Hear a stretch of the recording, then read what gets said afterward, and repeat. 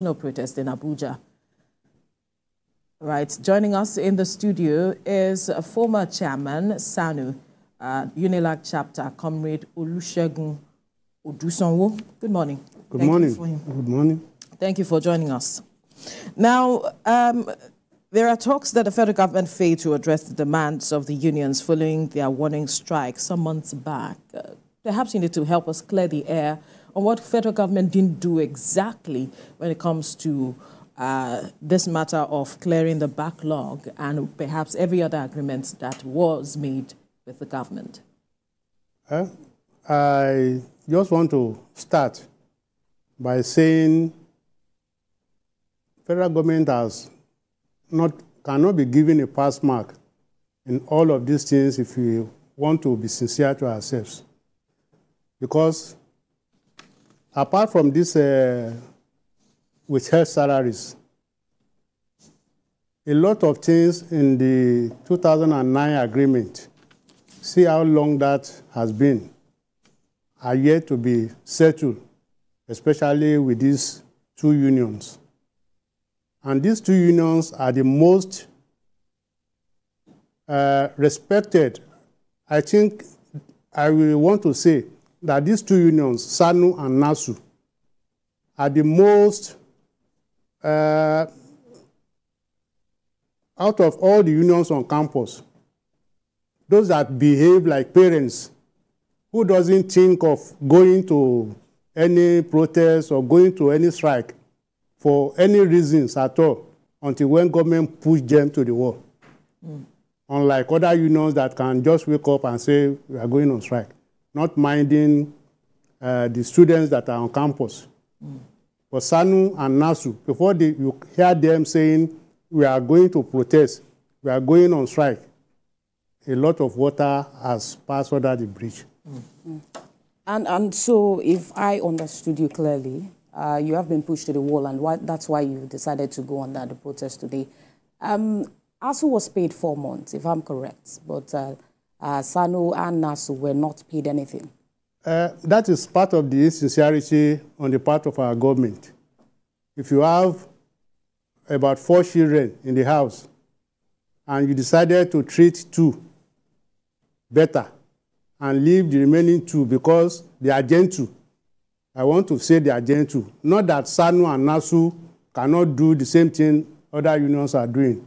But because we are parents and all our children are on that campus everywhere in the country, we think of those students that are on campus everywhere before we say we are going on strike. How did you know that government was being insincere? Because you're sounding like government was deliberate by just cutting off NASU, SSANU, and every other person that didn't get their salaries and just focused on those who could get their salaries. How did you know that was deliberate? You know, we are talking about something like bullying in the schools, secondary school. You know, if you are able to bully your mates, they will fear you. You're saying government is bullying? Yes, by the other unions. And with their actions, government is threatening because they blackmail them. And don't forget one thing, most of them, their members, are in government. If they want to appoint people, they appoint people from those set of unions. And those are the people that we are advising the government. So let's get you clearly. Are you saying these other unions advise the government otherwise? And that's what is affecting the NASU? Is that what you're saying? Because you're saying some of them are in government and they also advise government. Let's be clear. Yes. Who exactly is to blame on this matter? They are some of their members are part of government. And if I am there also, and we want to make a policy and I'm to advise government, I know when I leave that place, I'm coming back to that place, to the campus again. What will you expect me to do? Because I know whatever I advise government to do for my members. I expect you to be fair, to be just. An average Nigerian, let me say Nigerian, because it's not everywhere in the world. An average Nigerian is selfish. I want us to accept that as a fact. And everybody has to prepare for his return home. when you come back to your seat, because no matter how long you spend in the government office, you will still come back to your... So let's speak in specific terms now. If you're pointing accusing fingers at an association, which exactly? None of... there's none... We have 4. And the teaching staff, I'm talking about the teaching staffs now. They have a name? The professors on campus. And that is the academic staff. All other 3 unions are non-teaching staffs. Okay. So the teaching one, maybe government is thinking if you are not teaching, and those non-teaching, we that are non-teaching staffs, are the one that we employ these people. Even before university start work at all, the non-teaching staff are to prepare the university, get the buildings ready, make everything ready, call for, put out an advert for the teaching staff to come, do the interview, and bring them in. But by the time they come in, they say they are the king of the campus. And government treat them as such. Because by the time they go out and blackmail government, they know how to blackmail government very well. And government That's just... rubbing off on... Yes, SSANU. on the other unions. But you know this is a weighty allegation because you haven't backed up this with evidence, though. So we must state that clearly. I have used well over 30 years on campus, so I know what I'm talking about. Right. It's because we do not like to just make a blanket statement without evidence to prove.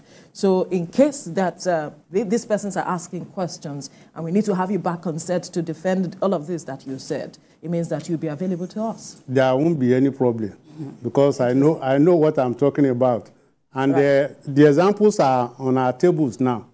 When you withhold people's salaries, and you will not call all those unions together. If government have nothing to hide, if you are inviting the unions, you should invite all of them together, discuss with all of them, and then decide. But now you will segregate, invite one, agree with them. When the others are now crying, we start shifting. You come this time, you come this time. It seems you are speaking to something else about, apart from, withholding your salaries as regards the conditions of work. In the statement that was released earlier, it says it accused the federal government of alleged unfair treatment and discrimination. Help us understand. It seems you have some issues as regards the conditions of your work. Are you mentioning appointments in government? These issues, do they form some of the basis of this strike or this protest that you are having today?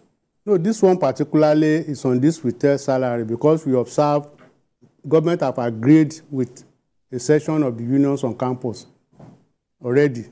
Why do you decide not to pay the other section?